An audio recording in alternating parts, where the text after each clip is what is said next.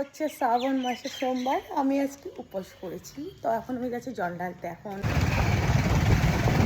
পিঠা দিয়ে আর ওই যে তার দাঁত, তার জন্য বেচারা শরীর খারাপ, কালকে ডাক্তার দেখি। শ্রাবণ মাসের 3য় সোমবার, তো আজকে আমি উপোস।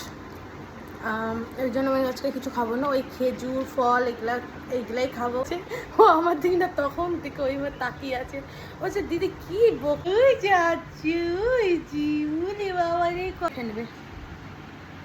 আজকে সোমবারে জল ঢালতে আমি ঢালবো না, এটা ঢালবে, ঠিক আছে? ইনি ঢালবে, ইনি উপাস কিন্তু, ঠিক আছে? শুধু দদ খেয়েছে আর ওষুধ খেয়েছে। তারপরে যাচ্ছে এখন মন্দিরে জল।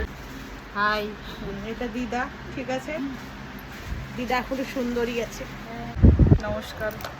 আমি এখনো রেডি হইতেই পারিনি, আমি এখন আস্তে আস্তে আবার রেডি হচ্ছি।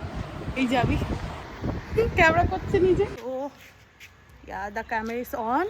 সো টুডে এই যে ক্যামেরা সবাই দেখে কি না না, আমি লাফাতে গেলে যদি আমি লাফাই তাহলে ওটা ভেঙে যাবে, ওই জন্য লাফাবো। আর এটা হচ্ছে দাসপাড়ার শিব মন্দির। আর এই যে আপনি উপাস করেছেন? ইয়েস। উপাস করছে কি হবে? একটু পর গিয়ে খিচুড়ি খাবো। ওই উপাসের মানে কি? একটু পর গিয়ে তো খিচুড়ি খাবো। আরে আমি উপাস করে ফলমূল খাই থাকবো।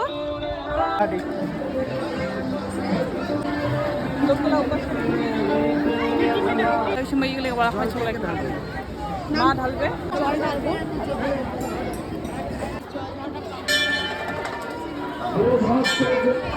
প্রসাদ নিবে বলে, প্রসাদ নিবেন না? তার বয়স 1 বছরও হয়নি, এখন থেকে সে আদর্শ শিল্পী বই নিচ্ছে।